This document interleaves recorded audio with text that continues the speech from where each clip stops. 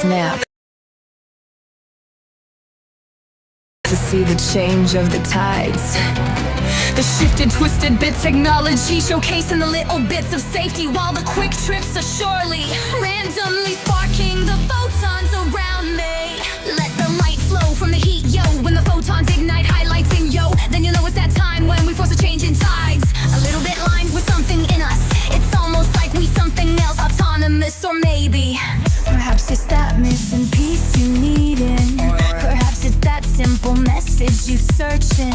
Perhaps it's just a different time framing us for the next adventure in the mainframe. Getting excited, so are the photons. Don't laminate so we can change the coupon.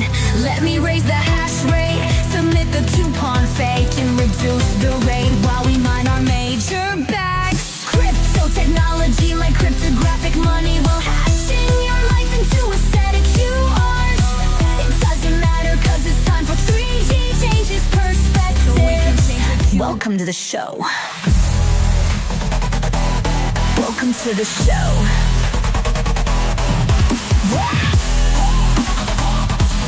Welcome to the show.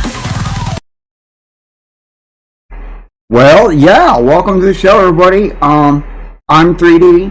Thank you for tuning in. I'm gonna hopefully get that tuned down, or reduced down. It's about a half a minute too long, I'd say. But anyways, thank you all for joining in, saying what's up, and saying hello. I am in the process of getting absolutely everything set up, but while we do that, let's go ahead and let's get into the start stuff with today, because since we're doing a mini-series on artificial intelligence, I just figured we should at least look at the algorithms and at least how they differ, so to speak. So something I've noticed amongst my friends before doing this, especially when I was telling them we was doing a mini-series and I was asking questions and stuff, something that I noticed that kept coming up is that a lot of the people who I knew that were like, they were running algorithms of some kind, and I mean that like as in they were running, especially when I was telling them we was doing a mini. Sorry about that. Sure, that got confusing. But when we were talking, like when I was talking to people and they have services running and they're using them as tools, so they're not just like using these things and putting anything up. They're literally like using these as tools, versus instead of like, you know, just using it for fun. You know, a lot of them are using it for some kind of revenue along, is I guess what I'm also saying. And they come to this point where they eventually ask, why are there so many different AIs? And often they are curious as to like why they work differently. And believe it or not, the reason why some AIs have special name tags, it's now too loud. Wow. Hey, at least that's better than anything. Alright. So, talk to me if it's still too loud. But anyways, some of the name tags like GPT, SD, R1, and Byzine, for example, are all AIs that work differently. The techniques to accomplish the goal is different to get to the same goal. So it's like they use different techniques to accomplish the same goal, just to name a few of them, because there are many more. And so today I would like to change your perspective on exactly how some AIs individually work-ish. And I say it like that because there's only so much breaking down I can do in a short amount of time. We're going to do it with more than one, and so it happens as it happens. But I just want to go ahead and thank today's partnerships. I want to thank DeOrganize for teaming up with Bitcoin Live Digital Broadcasting, DB, because Bitcoin Live and DB and DeOrganize is a paradise combo. I see heights for both organizations. Now, if you haven't checked out any of DeOrganize early morning podcasts for stocks and other topics, then they seem to be taking off with it every day with more and more views. So go ahead and check them out on X, Twitter, and among other social media platforms. Let's go ahead. I want to thank today's sponsor, and also the network sponsor, boom, boom, Shieldfolio. That's right. I want to thank Shieldfolio for sponsoring today's episode from within a quantum bit, as well as the Bitcoin Live DB network. Now, if you haven't seen Shieldfolio or a Shieldfolio, they are a little black book that is made from stone paper, stone paper. And so they're fade resistant, tear resistant, and water resistant. So you know the info and secrets you store in a shield folio will last and survive whatever you throw at it. I personally have a shield folio myself, and I definitely use it for like website info, contacts, crypto keys, among other things. These are like little black books that are pocket sized to be ready at your side, regardless of your adventures online or in real life. And if you look behind me, around me, somewhere there is a QR on screen. You can go ahead and scan that. There's also going to be one on screen throughout the whole episode. You can scan that at any point in time. Go visit their website, grab your folio, and use Bitcoin Live 20 at checkout there to get 20% off your total today. Thank you, Shieldfolio, for sponsoring today's episode, and thank you for Deorganized for partnering with us today. Now let's jump into the jump-ins before we continue on.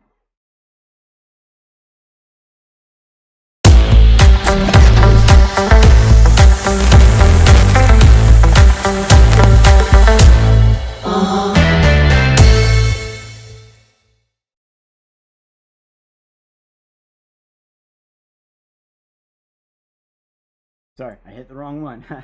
Thank you again, Shieldfolio, for sponsoring today's episode and helping us do what we do.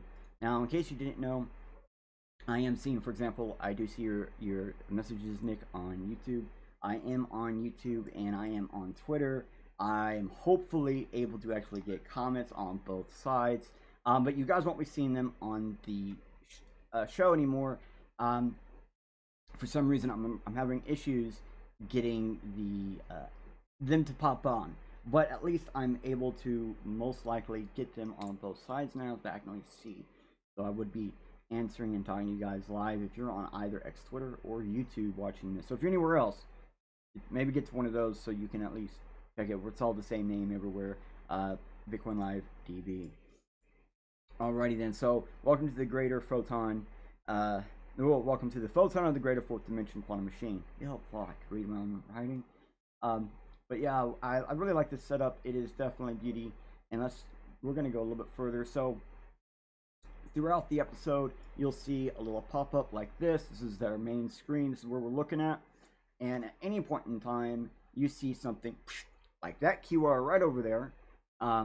You're going to be able to scan that to actually follow along with today's episode. So wherever we're at, that QR will take you there. And so, for example, this is the YouTube channel for Deorganized. And I just want to point out the Deorganized Media. They go live almost every morning, so check them out.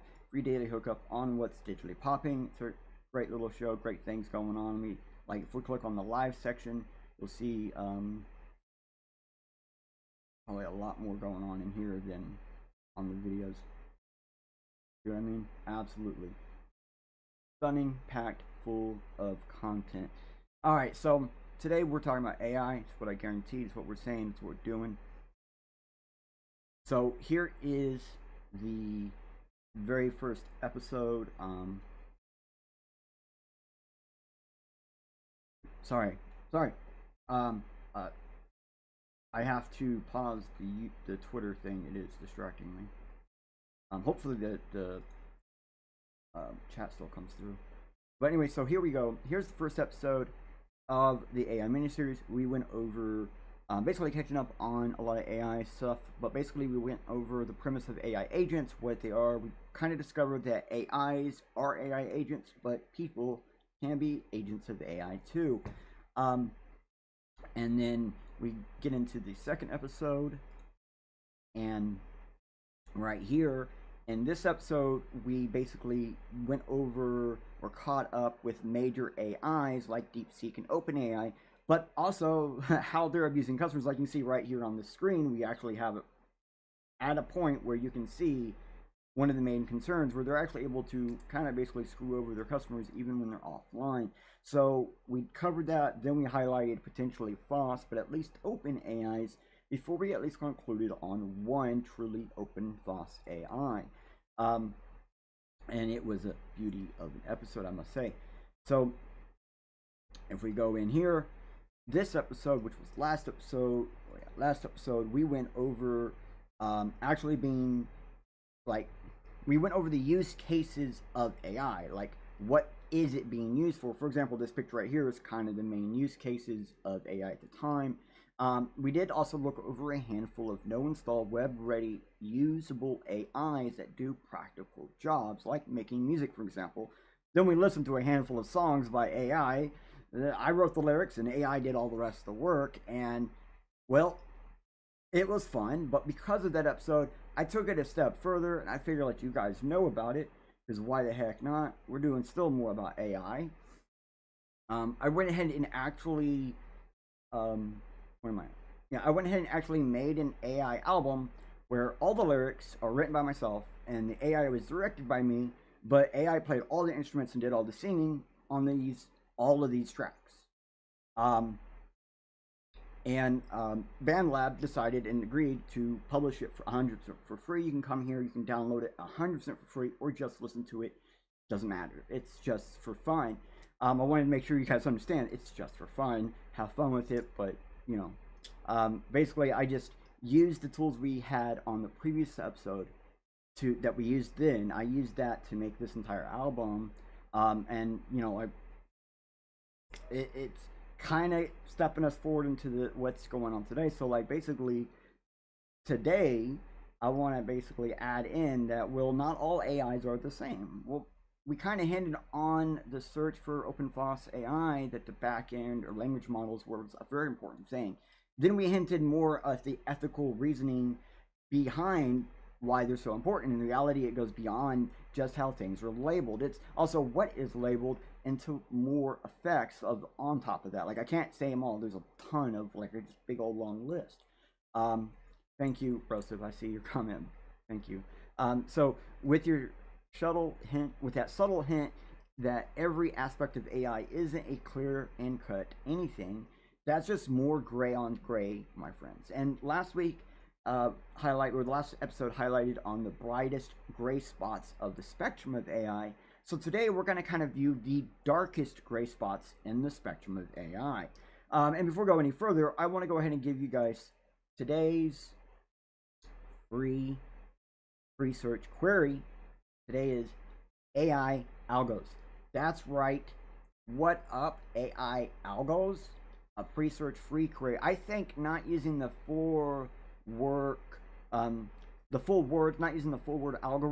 kind of does two things. It looks for the full term normally. It also looks for misspellings. It kind of hits a different part of the algorithm that thinks that you're misspelling something accidentally, so it tries to correct you behind the scenes that you're noticing it. And so that will include a lot more variations of algorithm than you'd be expecting. But it's also going to include more of the short terms because it might consider that you're doing a shorthand, and will also include those like AI and algos both hit the algorithm of the side of the algorithm. So you end up getting more and more. Like if you see, for example, we do have on here like artificial intelligence and types of AIs and algorithms. So we get a combination of both pretty equally with this search query. And again, this is a search query that if you come back to it after today's episode, it will definitely help you out. Most likely in getting more information into this type of topic, which is, well, the things that actually control the AIs that you might even be using today. So I want to go to this page right here. This is Quora. It's a place where people ask questions. And so basically, I think that one of these answers, the one right here in front of me, it kind of answers the elephant in the room very bluntly. So the question basically is, how do we study, or why do we study different algorithms for the exact same task? When, you know, we see there is this top answer by Daniel R. Page. The actual question's above it. We'll get into that later, more on it. But here he says there can be several reasons. I mean, he's not going to list them all. He's going to basically list the top three. Okay. Efficiency. Certain algorithms can be more efficient than other ones, so algorithms may outperform other algorithms in certain situations. You kind of got to test them both to find out. It's just, you can't get there without testing. Historical and theoretical reasons. So algorithms precede other algorithms in their discovery, and since some new algorithms just build off the older ones in either concept or literal base as a basis, and then adding onto, it makes complete sense to show possible simpler algorithms before moving on to more advanced ones. he uses that as a trivial extension for the example, or trivial extension, and then he has an example. It makes complete sense to show the forward focusing algorithm, Wikipedia before Edmund Karp's algorithm, and then he cites Wikipedia again, as all the theory underpinning the former is helpful finding out the latter. Because you have to know how forward focusing algorithm works in order to understand how Edmund's Karp algorithm works, is what he's saying. So, Reddit, usually designing algorithms can be very rigorous venture. So, knowing how to prove an algorithm's correctness or a problem as a certain property as a paradoxical goal, so to speak, or many professors and instructors will show you, basically like seeing how the different algorithms may vary the different techniques to get to that goal, and then being able to ensure that it is actually getting to that goal. So it's just to verify, basically. So you must remember that in designing algorithms is a problem-centric task in research. So sometimes it is a good idea to see how one exploit the properties of a problem to design the different algorithms to employ different techniques behind them. All right. So basically, there's more than one way to solve almost any problem. So there should be more than one way to do almost any algorithm. Yeah, I think is a simple way to put that. But I think it gives you all the words you really need to understand to get. It's a lot. Okay. This is just the top 3 reasons. Now I do have an image of this backup, so we're not going to go over the image. Now, I do believe, like when I was first writing this episode, I think I was originally going to rate or equivalate all the algorithms, and I still kind of want to do something like that, but now I realize I got to make it a lot more simplified. So I don't know, future episode maybe. Anyways, let me just show you what I found when I was trying to refresh my memory on how many of them are, because I could have sworn there was like 9 or 18 or something like that. Maybe for just searching there's 9 or 18. But then there's optimized searching. And then there's logic. Okay, so my note says to actually scroll down and talk about some of these as we go. So basically we have various different search algorithms in this first front of words. So basically there's discrete search algorithms, uniform searches. Those are just different ways basically to handle the metadata and correlated data as the output and input. Then you have like brute force searching, which is like just anything and everything that might fit the bill. So it's kind of like the greedy algorithm is what it's also well known as, but at a much stronger pursuit for knowledge. And then you have different tree methods. We won't get to all of those, but there's different ones. Then you have state space for the searching, which is like the word stating and things like that, but also like a contextual state of your actual search. Then you have informed searches, which are like best fits, ACE search algorithms, heuristic, and pruning based algorithms. So ones that are a little bit more decisive on what you might actually need. Then adversal, which are going to be the minimal and maximum type stuff. Logical, which is going to be for like production systems, ruling systems, forward chaining and backward chaining. So how you go throughout your different logic steps. And then planning as a search, which is like, again, the state space thing, but also like the medium to the end analysis. And medium end analysis is kind of cool because like there's this big thing we kind of talked about, I think last time, where it's like you can stack a bunch of different like models on top of each other to get an average, which will then show you the positive over time if you get enough negatives that are just like poorly done, but some part of it is right. And it's kind of like something similar to that. Not exactly, but it's a good way to put it. We got a lot of these. I'm not going to go through them all, but as we go on, they're just going to take the ones we kind of explained, and we're going to do different things with it. Like the hill climbing kind of takes advantage of some of this, like means, and then this min-max, and then pruning state with best fits. And it might have multiple depths into that and things like that. And I just want to go down because there's, again, a lot of these. So logic AIs, they're actually going to look at things a bit differently. And to be honest, these are the AIs that really got me interested in doing this episode, because logic AIs just seem to get better and better and better the further we go down the line. And you'll see that the more we go down,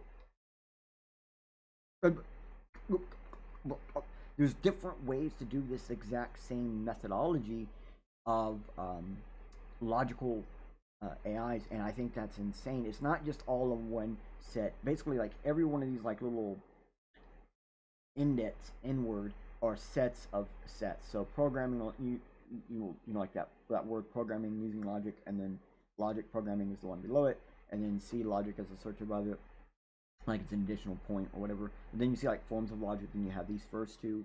Well, this first order logic also has two more inside of it, and then you have fuzzy logic, which has these inside of it. Then you have default reasoning, which has these inside of it. And so it's like we have this main step, and then we have all these other things that we can do on top of that. And some of these can go on top of the other ones on top of it. So some of these, like I believe the fuzzy logic, you can do fuzzy logic, then the set theory, then the systems, and the kernels, or perpetual in that order, and they will all work together. Or you can mix and match them as long as they keep that order of use top down. So some of these are, not all of them are going to be like that, a lot of these are. And you see like relevance-based learning. Page does not exist. That sucks, because it's a field of study that's like getting stronger and stronger every day. Other symbolic knowledge and reasoning tools. So other ways to do it than probability setups, which is like some of the more original stuff, and the classifiers and strategic learning models, and then actual AI, artificial neural networks, and then biologically based or embodied AIs, and then cognitive architectures.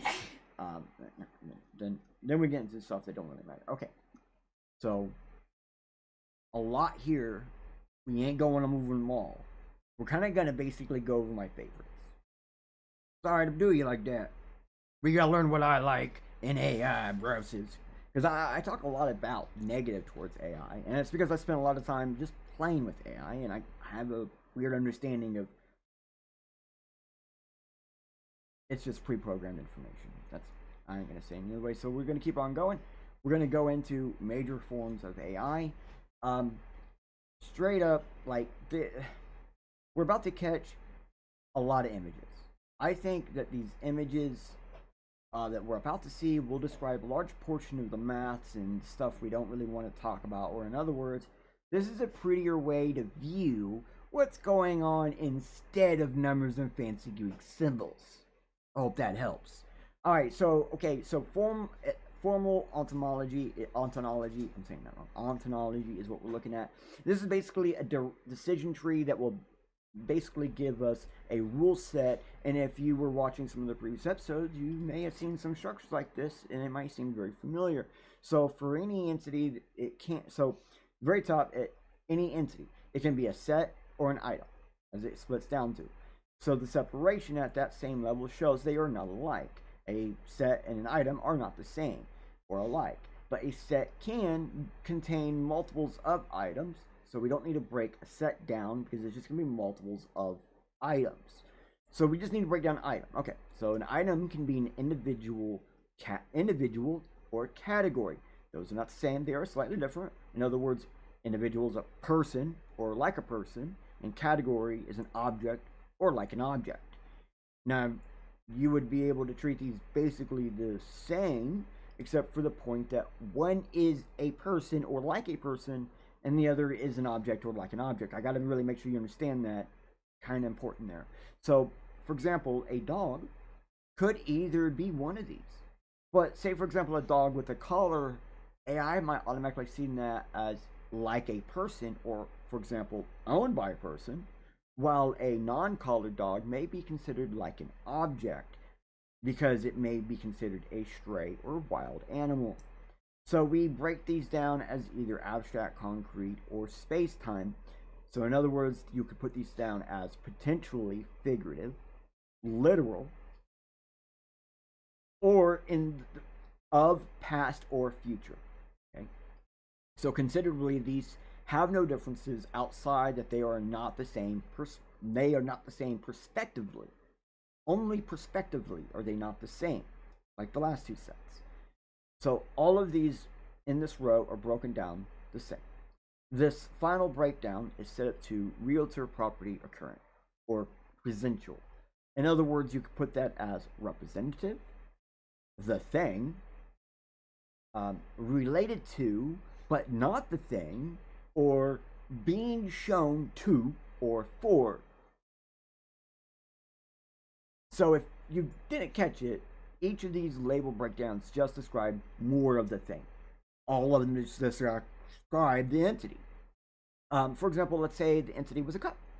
It could be a set or a single item. In our case, it's a single from a set, but it's still a single item. It's categorically because it's, well, hold on, I lost my point.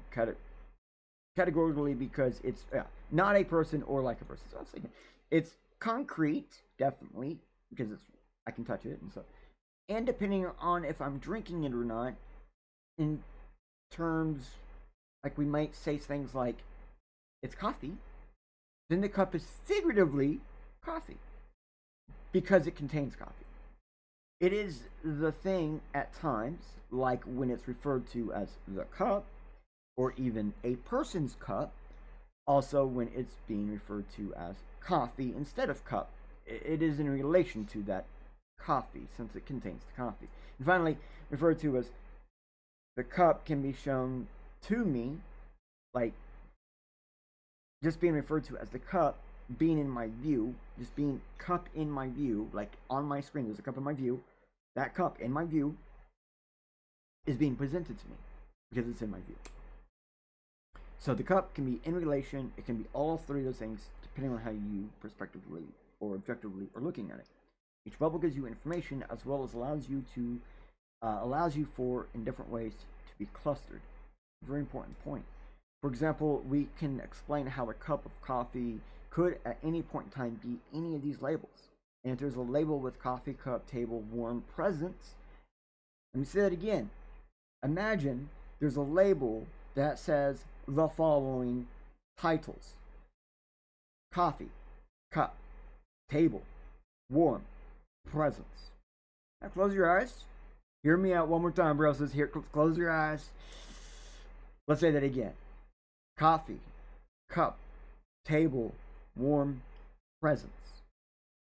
What picture you just get in your head? What scene was just described to you? You may be able to come up with many scenes, including the one right here on my phone. I got one right here. I got a laptop, I got coffee, warm, present, all these things. So basically, it's like all of those do describe it. And no matter how or anybody thinks of it, it could be different. So that's kind of how AI does. It's like organizing things. And if we go back and look at the top question for the answer we saw, guess what? They actually mentioned how sorting algorithms can be used in different ways. Now I'm going to actually go back. Give me a second. I do want to actually go back and show you that. In the original question, they asked, there are multiple ways to solve a problem, hence algorithms. Each algorithm has its own significance and beauty in terms of space, RAM space, used by it called space complexity, time taken to run it called time complexity, and complexity to implement it, etc., etc., etc. We use different algorithms for the same problem depending on our requirement. An example, sorting algorithms. There are lots of sorting algorithms. Quick sort, merge sort, bubble sort, bucket sort, insert sort, selection sort, etc., etc., etc. Just think of the time when someone faced the problem for the first. Alright. You get what I'm saying? So even they saw the AI is 99% sorting. And that's what this is. Ways to label that sortability. Because like I said, by saying that coffee cup, table, warm, presence, that scene, you can say that to anybody. They all get a billion different scenes to think of. Not one of them has to be the same scene, ever. It seems almost infinitely different. Well, welcome to AI, bro. Now you know why sometimes you can ask AI the exact same for the exact same picture and get it two different ways each and every time. Because it's just getting these labels and then trying to picture what scene might be from those. Oh, let me go back and make sure you have the link to this. Here we go. before we go to the next one. So here we have sorting algorithms, actually supervised and unsupervised learning. Yes, it looks like sorting algorithms. Okay, so I've mentioned this before in different streams, but it's about time we talk about this. Yes, there are two ways to do this, supervised or unsupervised. Now, in many points, this is really like 5, but let's get real simple with it, okay? Supervised, although it may have human interference, it can be any system that relays positive or negative feedback, while unsupervised expects to get things right slowly over time, on its own, without any additional feedback of any kind. To many, this seems strange, but unsupervised oftentimes shows bias in code, as well as tends to be more accurate over time versus the other one. So this works in a strange but simple ideal. If you have two humans that have no differences other than they are not the same person, so equitably in every measure and aspect, you give them, both these people, the exact same goal with the same reward in mind, but one of them, you give a little instruction packet to help them along. Okay? Regardless of what happens, the one with the packet has an image or something simple, like words of a simple task, something to guide them along with each step of their way. They will eventually get there. You already know it. However, the other person, if the goal is easy, they will get there really quick. First time, most likely. But if the goal is hard, it might take them a lot longer to get there the first time. It might be trying over and over and over until they slowly just cancel out the other options and get there. So, while the first will try to have the first one will never have to retry something. It will sit there and wait and make a decision until it knows it's made the correct decision, where it doesn't have to retry or pick the other. So it can always just continue moving on. It allows it to like clear its old memory, different things it might not need to know moving forward, whatever. Kind of like forgetting the world behind you at any point in time. So, if an AI is told, for example, draw a square 1 billion times, it hopefully should be able to draw a square. But however, if you told it the first time and it got it, you don't need to keep telling it to draw the square. So, unsupervised works on this ideal of, if the model is good, it won't need to be told to do it over and over and over. It'll just do it once, boom, done, good to go. And so that means it won't need to adjust. So basically, before it does anything, it will adjust itself to a model and then continue. Now, if it outputs badly though, then eventually from being prompted to do it again and again and again, it adjusts every step and it'll be forced to adjust more and more and more. And then, so eventually, it'll find the medium and get there. So supervised may only adjust once and it's completely done for that step, task, or second. While the other is probably going to be doing it a bunch of times. Many times. So, many times a little bit. So after the human input is there to help it shape its model, it's just going to go over and over and over and over and over until it, the more times it's asked to do it, the more times it's going to reinitiate the iterations until it finds a spot that works. So I hope that kind of helps make some sense of, imagine just picking one of the like a square, circle, or triangle at a time, and then going, what is it, and putting it down until you eventually figure out there's 3 different versions and you get them separate. You might have 2 piles at first, and then you turn it to 3 piles. So you start off with 1 pile, turn it to 2, and then maybe turn it to 3, and that's unsupervised. But you pick up each one, and then you look down in the book, and it either looks exactly the same or don't look exactly the same, and then you separate the pile that way. That's supervised. So imagine that, like the one right here over my shoulder with the question mark, he picks one up and he looks at something. If it looks exactly the same or near exactly the same, it puts it in 1 pile. If it don't look anywhere near the same, it puts it in a second pile. Boom, ends up with 2 piles. While the other one just picks up one, then picks up another and looks at the 2 of them. Do they look the same? Nah. Put them in 2 different piles. And then eventually ends up with 2 piles with some stuff that kind of looks like it and some stuff that kind of don't.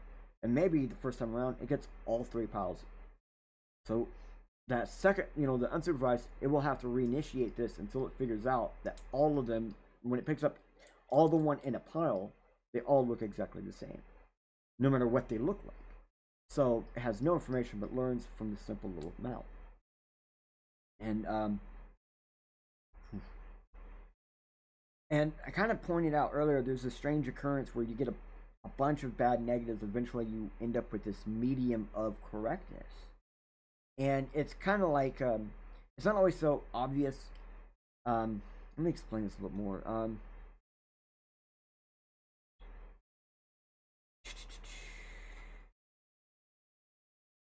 Alright, let me highlight this so I can see it better. There are times where we know a specific model just works.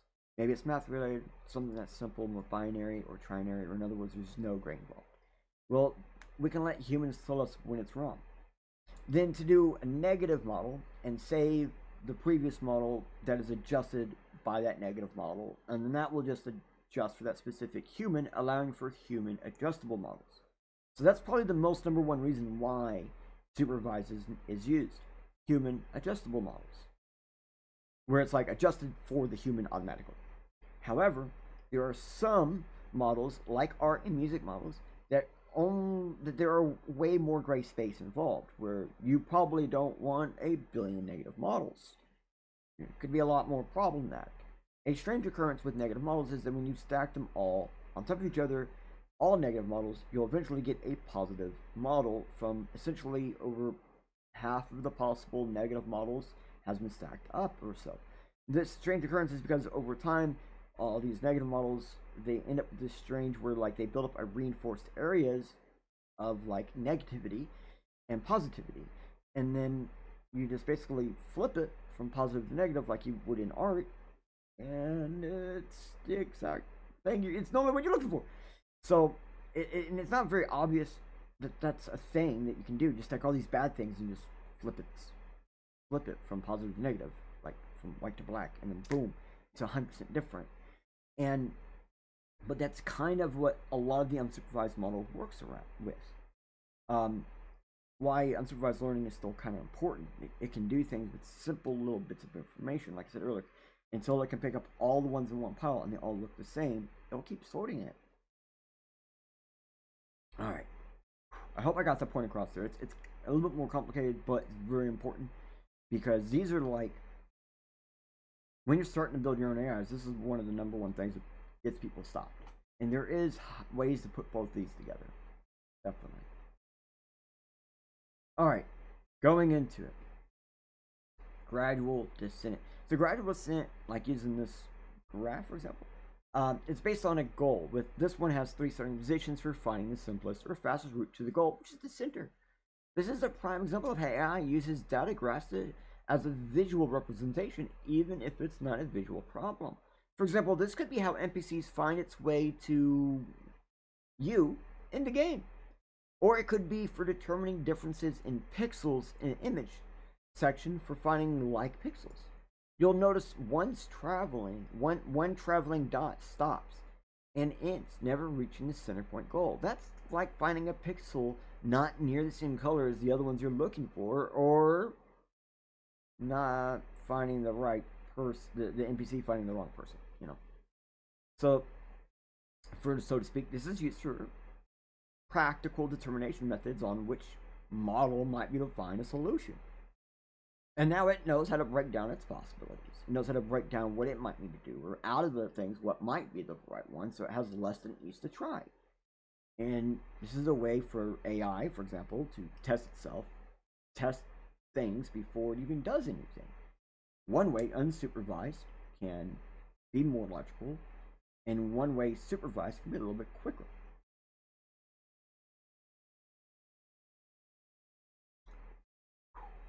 Now, I will admit, this is one of my favorites. This is like the one they taught me in school, bro. Simple Bayes or Bayesian network. This is often how prediction algorithms work. This is taking in what is the likelihood that the grass is wet because it's either potentially rained or it's wickless. A classic binary problem, but seemingly endless ways to determine the probability. But anyway you cut it, it should end the same. And yes, it can be both in this case. Let's have a spot where they can be both. Yep. Alright, so we're just going to keep going because that's pretty simple, I think. Now, for example, here is a a clustering. And this is, for example, Old Faithful data showing the duration of spray and delay to get that spray. There are some strange correlation here where the longer sprays take longer to show up, while the short sprays happen more often to other sprays. Now, it doesn't show it in the order they happen, but definitely does show this major correlation. We can also see there's a lot more larger sprays than shorter sprays. So from this, we could easily find out where the most of the data is, how if it starts getting where there's more short sprays and less long sprays, it would show easily. You could be doing models that would show that change. So there are definitely ways for AI to use this and with other algorithms and correlation to track changes over time. Also track differences between multiple different things, or the same thing in this case. So here we have neural networks. You may have guessed we have been sorting data this whole time. This is a neural network version. So yeah, the first was how things, the very first one we looked at, go back to it, is like how things are broken down, organizing. And then the second image was ways of organizing and checking that organization.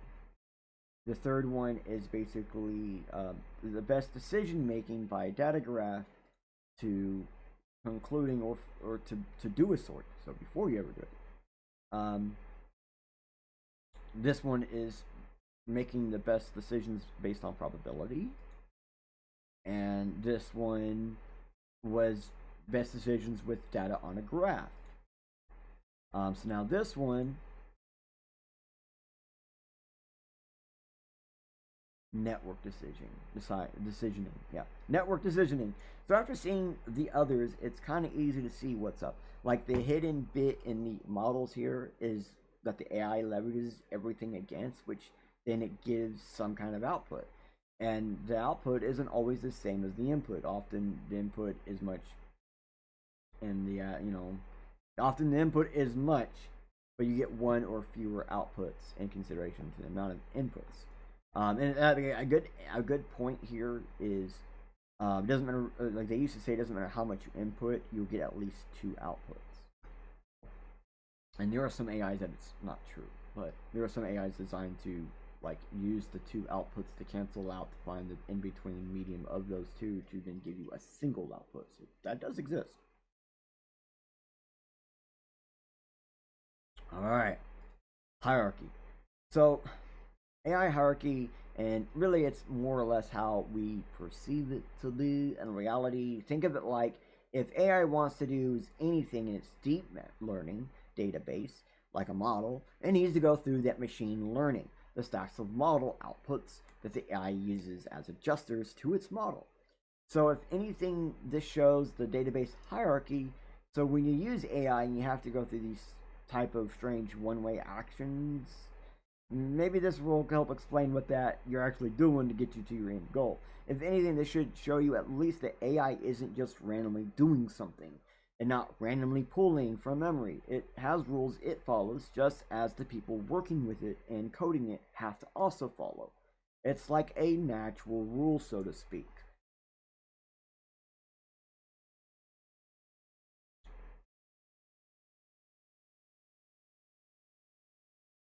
So reinforcement learning, perfect, right? Which is a type of supervised learning, and this is often the one humans prefer. The human bias almost always gets in the way with these.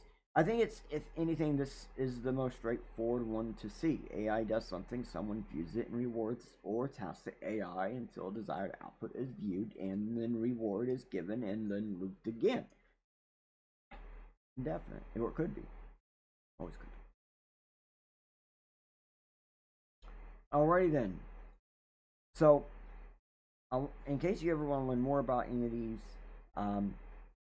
independently sectioning parts of AI, you can always use this as reference material. A lot of these pictures came from here, in case you're wondering. But we're going to keep going on.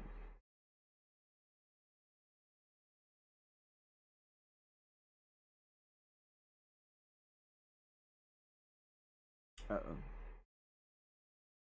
Alright, so it looks like I might have lost my thingy. Let's see if I can renew it.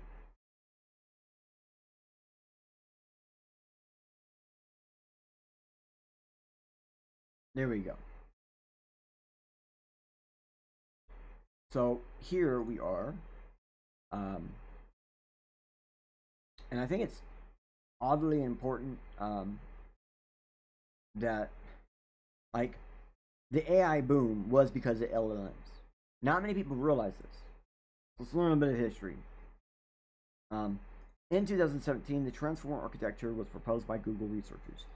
It exploits an attention mechanism and became widely used in large language models. Because they did exist before that, but not very long before that, in my opinion, like the ones we're used to now. Based on the large language models based on the transformer were developed by AGI companies, OpenAI, JBT3 in 2020. DeepMind released Gato in 2022. These are foundation models.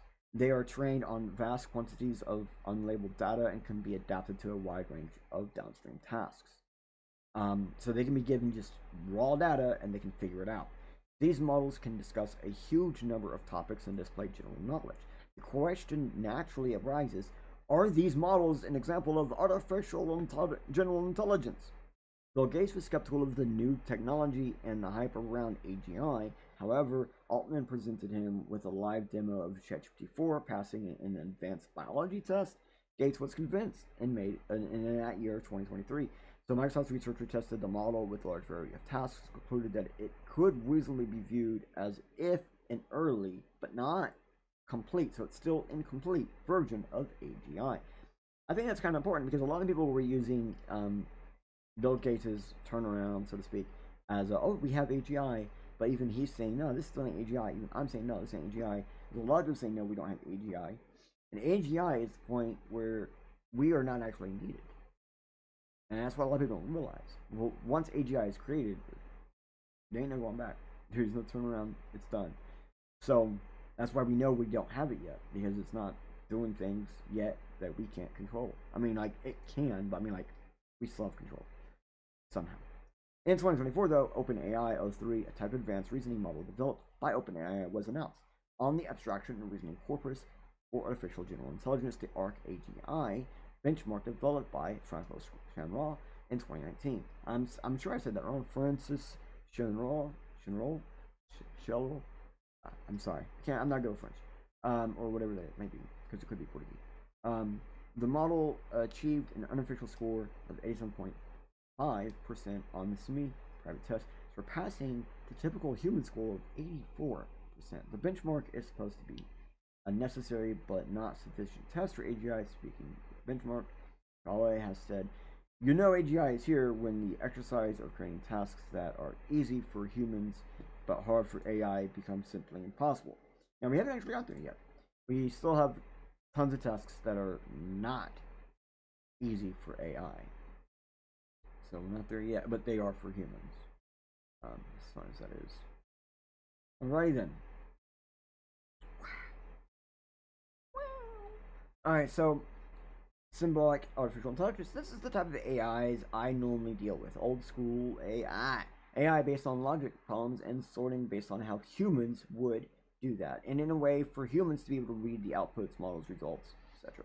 That's something many people don't get. Oftentimes AI models nowadays are hashed that is full of information that humans just couldn't make heads or tails of because it's intended for its machine learning interpreter to discrete some of this, to use some and then pass it down to the database to obtain what seems like random bits returning.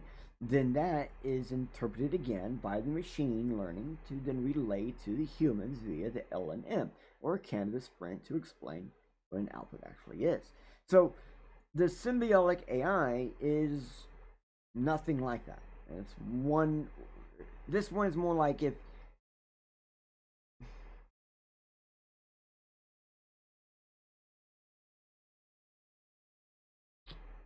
this is like one type or one part of the previous AI, but still not quite the same. Better way to explain it. Previously, it was more straightforward. It's simple. More individual solutions need to be coded or designed for traditional AI.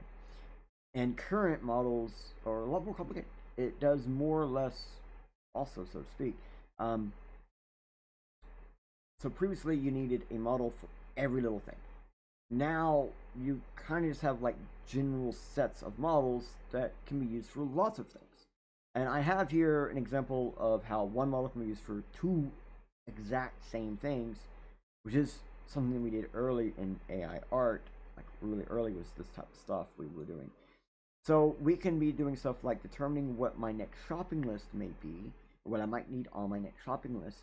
This may be not seem like the same data set, but as like AI art, but my same data, my shopping list with the pictures to help me find the object, now lets me make better AI art over time. But previously, these could not be used as the same models or databases or interpreters. The things have definitely changed where I can take pictures of my stuff and put labels what they are, and then have it set up to where when I'm running low on this stuff, it knows to tell me to get more of it. Well, that can also be used to make pictures using this stuff because it has it in deep memory in a manner where it can be used agnostically. So, nice. So, symbiotic artificial intelligence, known as classical artificial intelligence, is the term of the collection of all methods in artificial intelligence research that are based on high-level symbiotic human-readable representations of problems, logic, and searches. The symbiotic AI paradigm lead to the seminal ideals in search, symbiotic programming languages, agents, multi-agent systems, and symbiotic web, and also the strengths and limitations of the formal knowledge and reasoning systems. Like, we couldn't get to where we are in AI without symbiotic AI to get us here. Creepy. Alright, we gotta talk about it. Transformer. So, if we look at here, we can see there's stuff being inputted down here at the bottom, there's stuff being inputted at the sides, there's stuff going back and forth, and we can sit here and talk about this for a good little bit. I ain't really gonna talk about it. I'm just gonna basically show you that most times you're giving it two things and expecting one. So you're giving it multiples and expecting a single output. Now these could be the exact same thing, but it's just, there's a lot going on. I just need you to understand there's a lot going on, and the way it does this is it takes the thing and it separates it into multiple idealable tasks or ideals or concepts or solutions or whatever, and then cuts those heads off one at a time, like a idea to fork its way down to a single new whatever, and then it keeps doing that over and over and over until there's nothing else left to do, and then we can basically conclude 99% of believability that this last solution is a prediction or whatever. Yeah, it's confusing, but it's kind of like quickest way to find the average is all they're doing. They're finding a quicker way to find the average. So here is about Transformer. Transformer is a deep learning architecture that was described by researchers. We already kind of explained that. About the multi-head attention mechanism, which was proposed in the 2017 paper. Attention is all you need, in case you want to learn more on that. Text is converted to numerical representations called tokens. Each token is converted into a vector via lookup from a word embedding table. At each layer, each token is contextualized within the scope of the context window with the other unmasked tokens via parallel head multi-attention thing where they cut them off one at a time to find the right one to be used and amplified. So that way the less important ones can be diminished. That's basically what the best way to describe it. So basically this allows for much of the old work to be simple lookup tables, and then after that the attention method really is just a faster determining of the possible endpoints to pick the best possible ones to get down to, like I said, finding the average faster. Very genius actually. So decision tree learning. So this is probably my favorite type of AI algorithm, to be honest with you. You may have heard of it. It's called symbiotic transformer decision tree AI. I'm that kind of guy. And to be honest, many AIs use a form of decision tree learning or overviewing, and that's normally called supervised learning, just so you know now. Deep learning is kind of something humans do without realizing it. It's why we see things in clouds, or how come we can spot the leopard in the wild even though it has camouflage. Deep learning takes the input, finds the common lines, finds unique connected lines, and then finds the shape from connected lines. Wait a minute.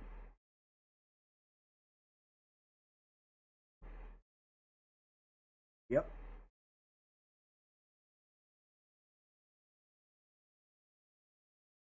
Okay, alright, I see. Let me just keep going. So, now in this case, okay, there we go. Yeah, and then it finds the next connected lines, and that is a new directions before the three major parts that it uses. Now in this case, they don't know how to show the AI is concluding that to form that it's given. Alright,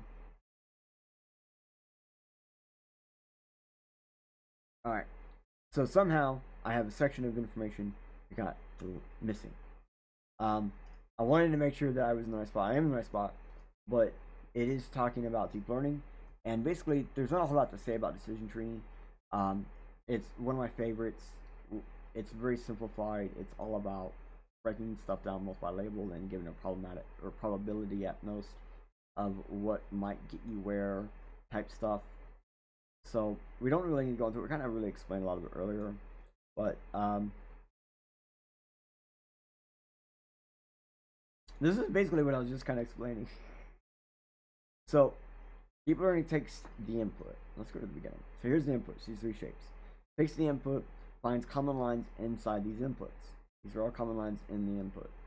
So all these two lines are common, are the most common two lines in this. These two are the most common two in this.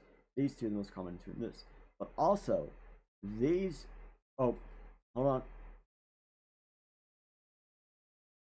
Sorry.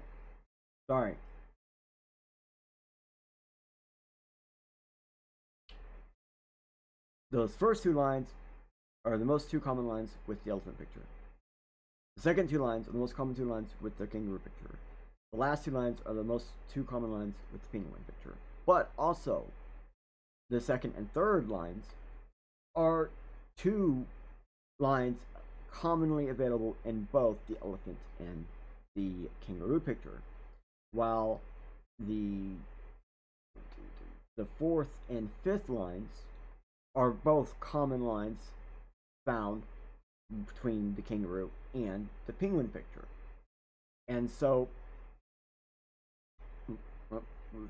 so now it then finds connected lines to those that are unique compared to the other pictures. So we can see the elephant is getting more of a trunk and ear shape. We can see we're actually getting like a body and a leg shape, like from like the kangaroo's arm. And then near here, it's starting to get weird. Believe it or not, those are only one of those was created from this image below of the penguin, which was also created from the kangaroo. But the other two have nothing to do with this first one. And because there are such differences, it can now conclude this penguin is not the picture.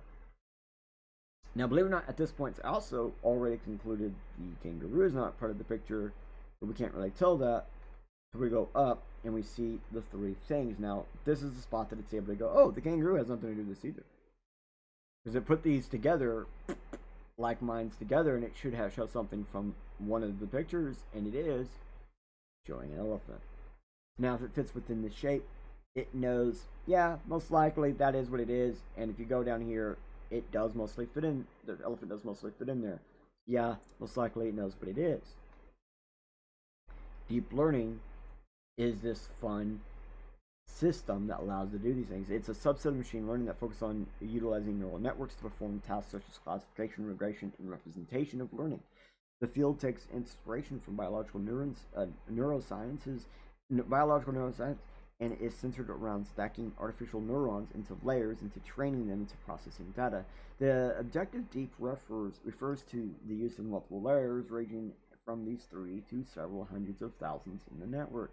Methods can be either supervised, semi-supervised, or unsupervised. But they're not going to have to be mixed. It's basically a mixture of anything, right?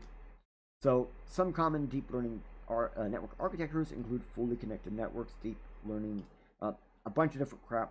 These architectures have been applied to fields such as computer vision, speech recognition, natural learning processes, machine translation, bioinformation, drug design, medical image analysis, climate science, material inspection, board game programs, and the list goes on and on and on. Cool. Neat. So deep learning is kind of like this process system that gives AIs power. Power of understanding, too. I don't know if that was really described. Power of understanding.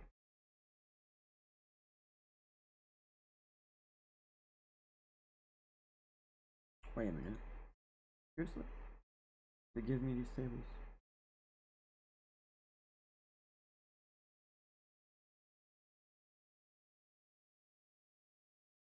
I have notes here saying there was a table describing, but I guess it's kinda, yeah. Does this kind of help explain how you're giving it a bunch of inputs and it's making decisions based off that? I hope so. Maybe the picture kind of does it, yeah. Good one. Alright, so the Bayesian network.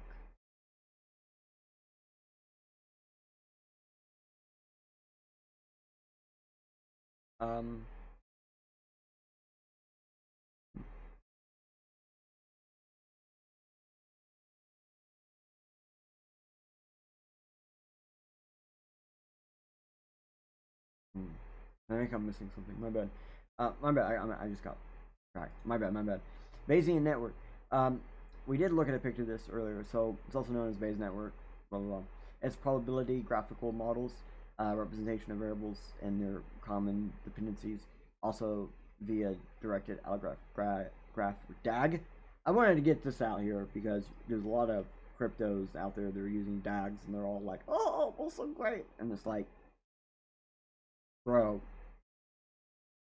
they're using DAGs to solve the Bayesian problem, but the Bayesian problem is represented as a DAG. So anyways, Bayesian networks are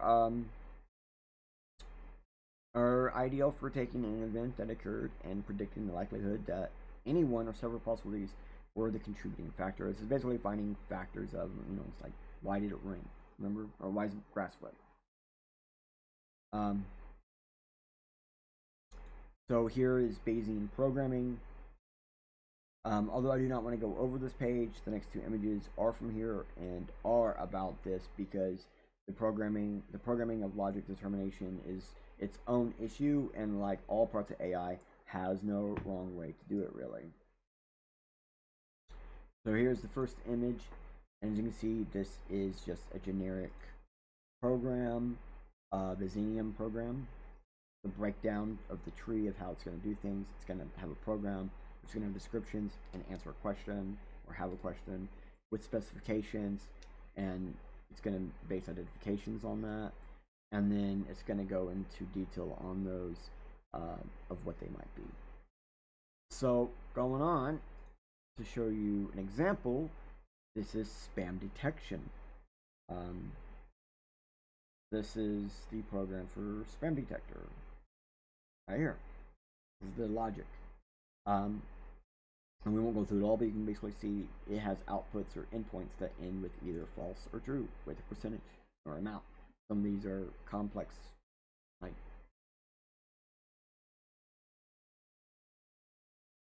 not really a percentage right there, is it? It's just more math. But yeah. So, evolutionary algorithm.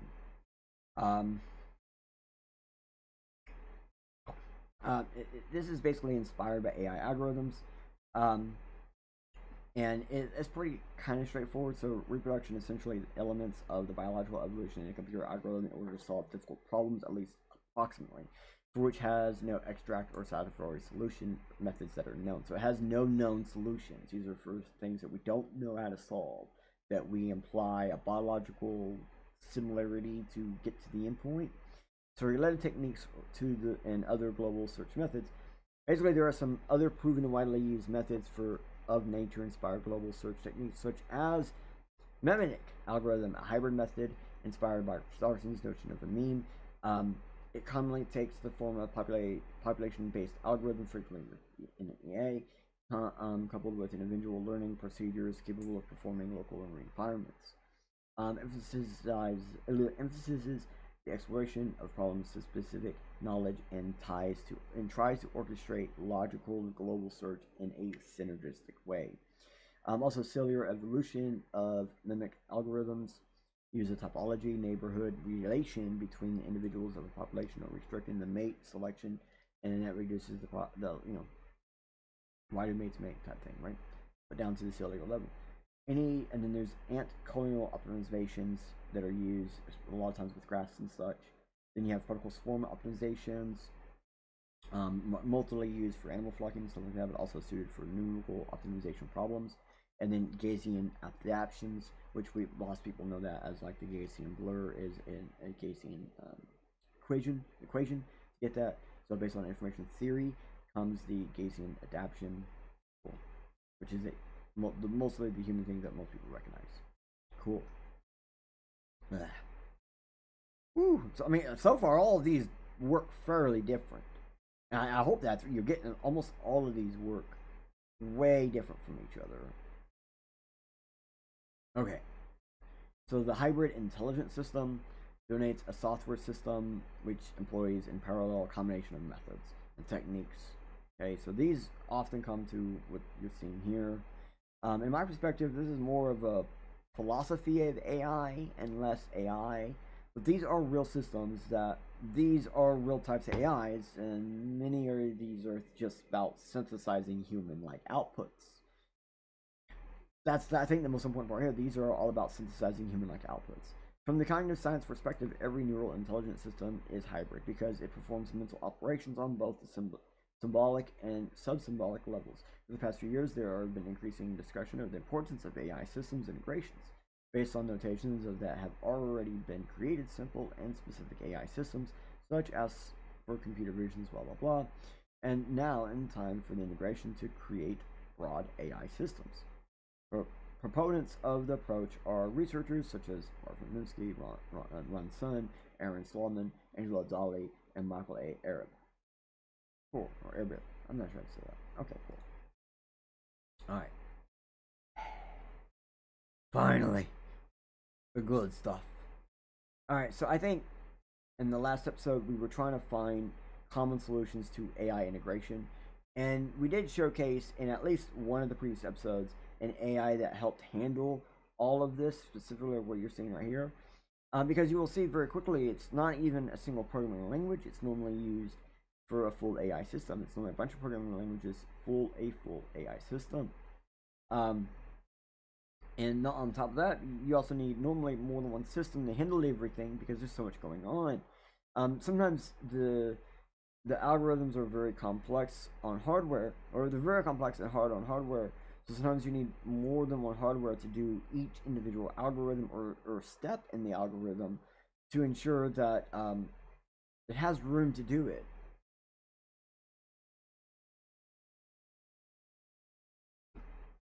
All right.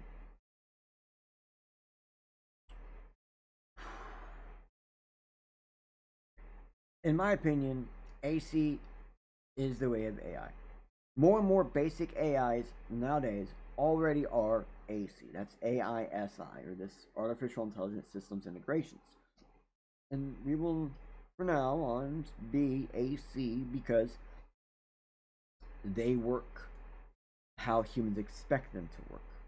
Well, at least normally they work how humans expect them to work. And that's why I think they're going to be the future. The core ideal of AC is making individual software components such as speech synthesizers interoperable with other components such as human common sense databases in order to create larger, broader, and more capable AI systems.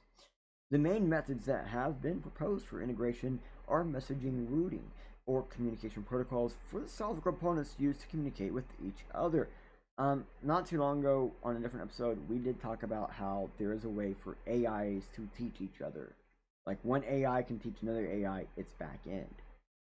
That's one of the things we're talking about. That picture. A lot going on here. I mean, not a lot in the Wikipedia page, but a lot on this topic, a lot on this page that easily take advantage of paying attention. Alright. Today is another one of those. The point isn't simple and clear. Let me try to clean it up. Most people running AI have no clue how or why it works. And that is kind of how it should be in many perspectives. AI is simply trying to get to a goal. There's many ways to contextualize, idealize, visualize, compare to, and compare with, and so on, that if anything, getting different AIs that don't work the same to work together, like the integration part and AC that we just highlighted, are the best forms of AI, for the AI has more than one potential to consider. Even every major step in AI from a user perspective would have been seemingly minor each time. The first idea of having a method of handling any problem with as little equations as possible started AI. Then having a method to conclude logic determination, in which is also in a manner that humans can review the results, it kept it going. Then having the ability to talk to AI or software as if it was human in plain text was what pushed more. And to be honest, the only next major advancement is in the minor workings of handling these different possibilities for the AI to pick from, as well as the minor workings behind the scenes. If you was to go back and rewatch today's episode, you'll probably get a different perspective of after going through it this first time, because some of the nuances you just glazed over the first time will appear more bluntly to you the next time. And if anything, that's much of what AI is like. Today's episode was designed in a method that if you rewatch today's episode, you should get more from it each time. Once you don't get anything new from watching it, again, dive deeper into the QRs per page, starting with the previous episodes of the miniseries. And then basically every time you think you have watched things or read things and redo things, just redo it again until there's nothing more to be relearned or learned or found or discovered. That's the life of AI. Learning what's obvious each time only, but as new things are in the back of your mind memory, new obvious things appear that were not obvious before. Kind of just like randomly while going back through it all again. Like you just kind of randomly pick up things. Like when you watch a movie 5 times, 5th time, or 6th time around, you're like, oh wait, I didn't notice that little Easter egg in the background. That kind of thing. That's AI. That's all AI's life is like. It's constantly relearning.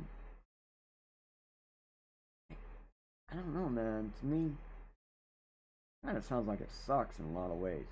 But if anything, now maybe you might understand why you might need to look at your AI many times. Why you need to do different things, or why this or that.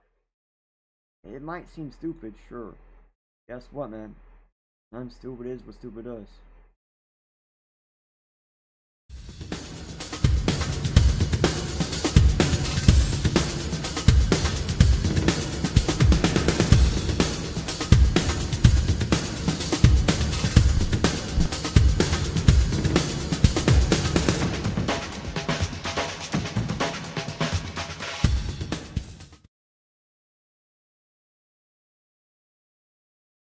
Yo, did you think you know?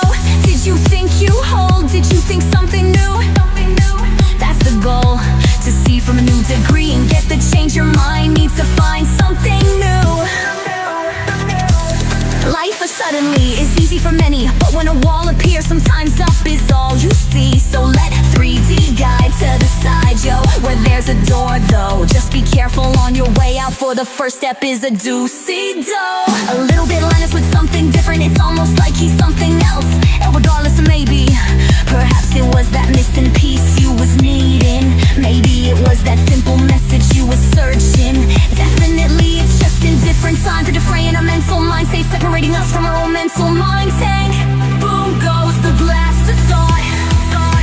Boom goes the last spark with pot. Boom goes the mental mind tank. Don't your perspective hit on the way out. Don't let your directive stop you when you doubt. Don't let the dire detection stop you from being getting excited, so the photons are delighted. Don't hesitate so we can line up the hash rate. Let me surmise the time, submit the rate, and reduce the fakes while we mine our major bags. Crypto technology like cryptographic money, while hashing your life into a set of QRs. It doesn't matter, cause this was 3D changes perspectives. Thank you for joining the show.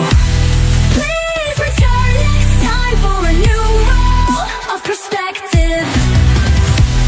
Thank you for joining the show. Please return next time for a brand new perspective. Of perspective. Thank you for joining the show. Please return next time for a brand new perspective.